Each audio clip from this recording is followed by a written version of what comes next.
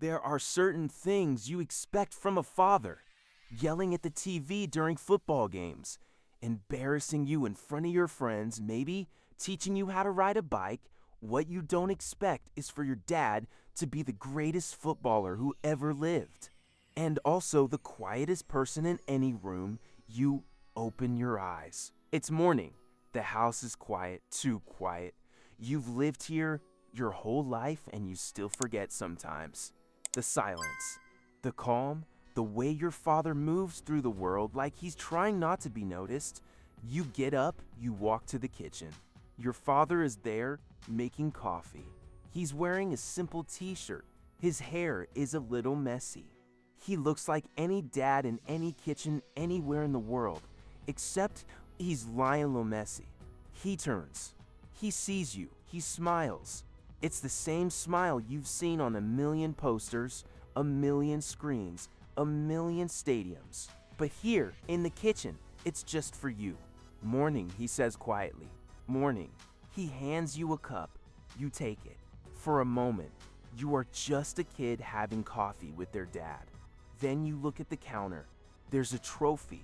There's always a trophy. This one is gold. You don't ask which one. There are too many to keep track. Ready. This is your Smells life. good, Dad. This is what happens Can when I your help? father is Wash your hands Lionel first. Messi. It's not what you think. Breakfast at the Messi house is not a spectacle. There are no camera crews, no interviews, no fans hiding in the bushes, just your family, a table, and your father who is quietly eating toast. You sit down, your mother is there, reading something on her phone. Your younger brothers are arguing about something. Normal, boring, perfect. Your father looks up. Big day today. He says you freeze. Every time he says big day, it's not big for you. It's big for the world. You've learned to dread those words. Training, you ask. Training. He confirms. You sigh. Training with your father is not training. It's a masterclass. It's a humiliation. It's watching a man who can make the ball do things you didn't know were possible, while you struggle to keep it in bounds. Can't we just, not today? You try. He raises an eyebrow. He doesn't need to say anything. You know that eyebrow. It's the same one he gives defenders before he dribbles past them. It says, you already know the answer. Fine. You mumble, he nods. He goes back to his toast. You watch him eat. It's strange. The man who has made the entire world watch him for 2 decades. And he's just eating toast with butter, maybe a little jam. You're on the pitch. It's your family's private pitch, right? Yes. Your family has a private pitch. It's not as exciting as it sounds. It's just grass, goals, and your father, who is about to make you look like you've never touched a ball in your life. He passes to you. The ball comes at your feet. It's perfect. It's always perfect. You trap it. Not perfectly, not even close. He's already in position, waiting. You pass back. He catches it, dribbles around you, puts it in the goal, looks at you again. You try again, same result. Again, same, again, same. After an hour, you are sweating. You are frustrated. You're wondering why you even bother. He walks over. He's not sweating. He's barely breathing. You're thinking too much, he says. I'm trying not to. Try harder. You look at him. He's not being mean. He's never been mean. He's just him. The man who made the world fall in love with a ball at his feet. The man who made everything look easy. You make it look like magic. You say, he shakes his head. It's not magic. It's work every day. For 30 years, you know this. You've heard it before. But you've also seen the videos, the clips, the moments where he does things no one else can do. It doesn't look like work, it looks like something else. It's work. He says again, like he can hear your thoughts. And I'm still working. He picks up the ball. He does something with it. You don't know what. It moves in a way that physics should not allow. He catches it. Now you try. The ball rolls away. You chase it. He watches. He doesn't laugh. He never laughs. He just watches. And you know he's cataloging everything you did wrong. This is training with Lionel Messi. You've heard the stories. Everyone has heard the stories. Yeah, Argentina, a kid so small, they gave him growth hormone injections. A kid so good that Barcelona paid for his treatment. A kid who left home at 13 to become the greatest footballer in history. Your father doesn't talk about it, not really.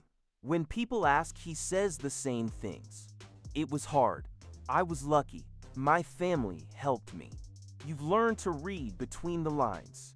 The lonely nights in a foreign country, the injections that hurt, the fear that it wouldn't work, the pressure of being the one who had to be the best.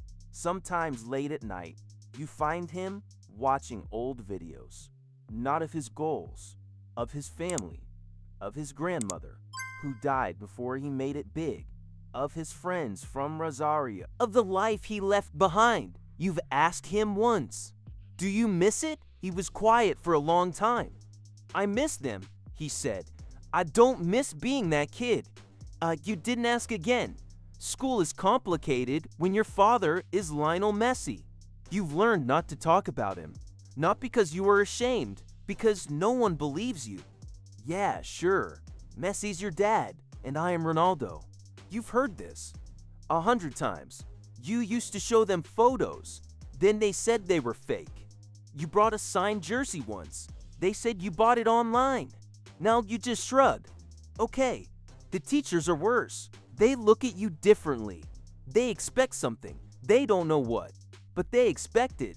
Every time you do something good, they wonder if it's genetics. Every time you do something bad, they wonder if it's genetics too. You are not your father. You know this. You've always known this. You can play. You are better than most kids your age. But you are not him. You'll never be him. Sometimes you wonder if that's a relief or a tragedy. The world loves to compare. It's what it does. And you are the ultimate comparison, Messi's son. What are you? Can you play? How good are you? Are you as good as him? No? Why not?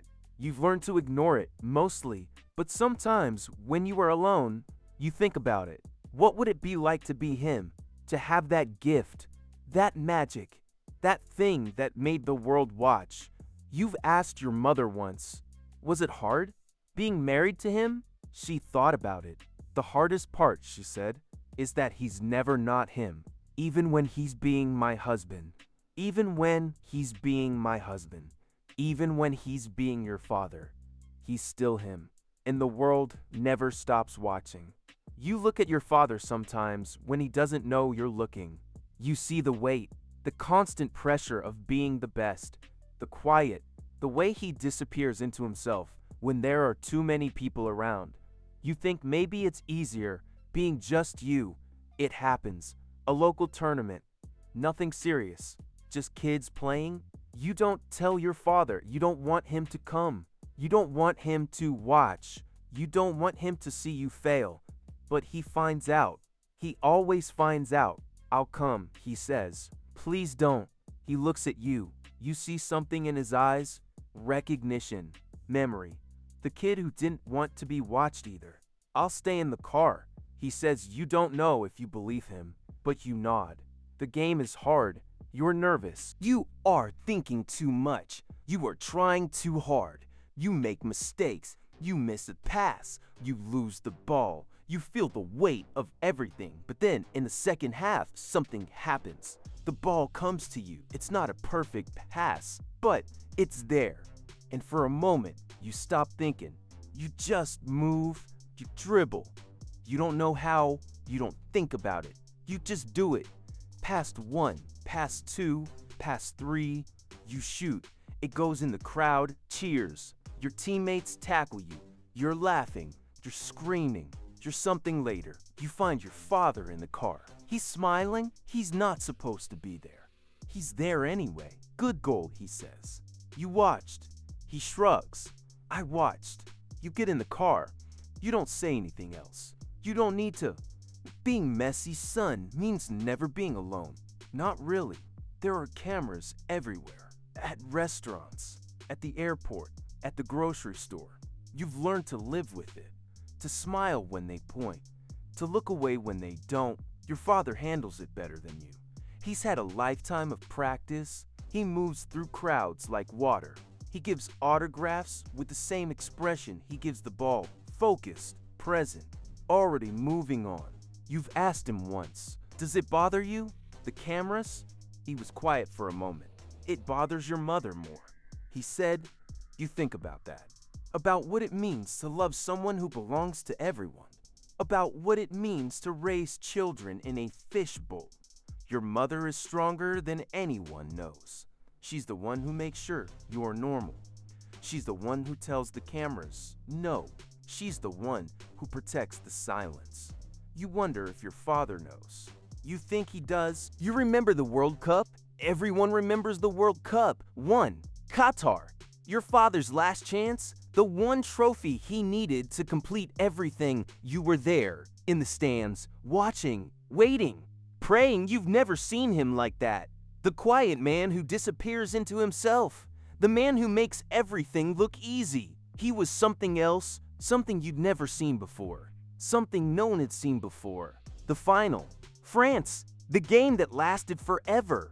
The game that almost broke him. The game where he became something more than a footballer. Something immortal. When he lifted the trophy, you cried. Not because of the trophy, because of his face. Because for the first time, you saw him not carrying anything. Just holding it. Just being happy you found him later. After everyone had gone. He was sitting alone in the locker room, looking at the trophy. Dad! You said he looked up. His eyes were red. He didn't say anything. You did it. You said he nodded. He put the trophy down. He hugged you. He didn't say anything else. He didn't need to. It's late. You're sitting on the couch with your father. There's a game on TV. Some match somewhere. He's watching it the way he watches everything. Quiet. Focused. You're not watching. You're watching him. Dad! You say he looks at you. Was it worth it? All of it? He's quiet for a moment. He looks at the TV. Then back at you. I wanted to be the best. He says, I didn't know what that meant. I just knew I had to be. He pauses. But the best thing I ever did. He looks at you. The best thing I ever did was come home. You don't know what to say. You don't have to. He puts his arm around you. It's not a famous arm. It's just your dad's arm. It's the same arm that lifted the World Cup. But here, on this couch, it's just yours. So here's the question. Would you want to be Messi's son, the greatest footballer in history, the man who has everything, the man who can never go anywhere without being seen? Or does your normal, ordinary, completely unfamous life suddenly feel a little more peaceful? Drop a comment. What's the most pressure you've ever felt? I'll start mine. Was trying to score a goal while my dad watched from the car.